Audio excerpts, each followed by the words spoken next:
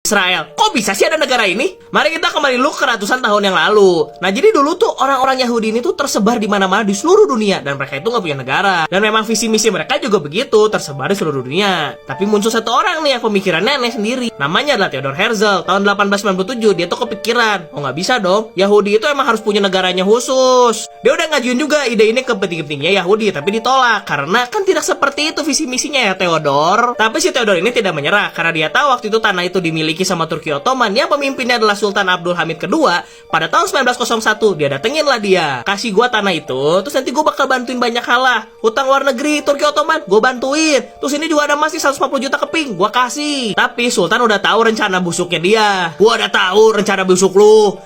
Lu mau bikin itu jadi negara Zionis kan? Di tanah yang dijanjikan kan? Selama gua hidup gak akan terjadi. Gua gagalin. Mau lu kasih gua seember emas atau emas disuruh dia juga kagak akan. Mulai dari sinilah timbul dendam ke Turki Ottoman. 13 tahun kemudian terjadilah Perang Dunia I yang disebabkan karena Franz Ferdinand ini ditembak karena dia salah belok sih. Dan secara gak langsung, akhirnya perang pun merembet juga ke Turki Ottoman. Setelah gue baca sejarah berulang kali tentang ini, gue merasa ini tuh cuman penyebab doang. Karena penyebab utamanya adalah pengen Turki Ottoman itu dihancurkan. Karena secara kebetulan, Turki Ottoman tuh hancur di Perang Dunia I.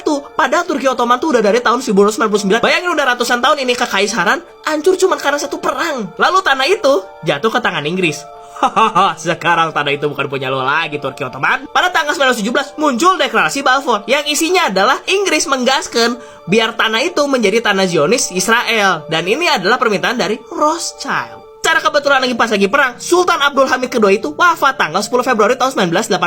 Lalu 17 Juli ada tokoh besar juga yang wafat, yaitu adalah Nicholas Tsar II, pemimpin Rusia, yang ditembak mati pas lagi foto keluarga, dan sekeluarga habis. 11 hari kemudian Perang Dunianya udahan. Sebenarnya kebaca loh, Perang Dunia itu cuman pengen Turki Ottoman bubar, sama ini Rusia bubar. Dan pengganti setelah orang-orang ini berkuasa adalah tapi Israel tidak merdeka semudah itu. Karena kan masih ada orang-orang asli yang tinggal di sana kan, dan mereka tuh bilang, ini kan tanah kita, lu juga kan dapat karena perang, ya nggak bisa gitu dong, ini kan harusnya kan tanah kita. Ya memang bener lah, kita juga Indonesia dijajah, tetap aja kan ini tanah Indonesia bukan tanah Belanda kan. Terus pihak sana makin kesel lah, padahal udah di tangan, udah ada perjanjian segala macam, masih pada nggak mau nyerah nih orang-orang. Meanwhile kita juga nggak akan nyerah lah, emangnya agresi militer Belanda kita nyerah selagi berjuang. Muncul lagi nih Perang Dunia Kedua tahun 1939 sampai 1945. Udah gitu ada juga kejadian Holocaust. Dan Perang Dunia ini akhirnya melahirkan PBB atau UN, United Nation. Dan Holocaust ini menyebabkan ketakutan sama orang-orang Yahudi. Takut orang-orang Yahudi itu bakalan dibasmi. Makanya orang-orang Yahudi biar tidak dibasmi butuh negara.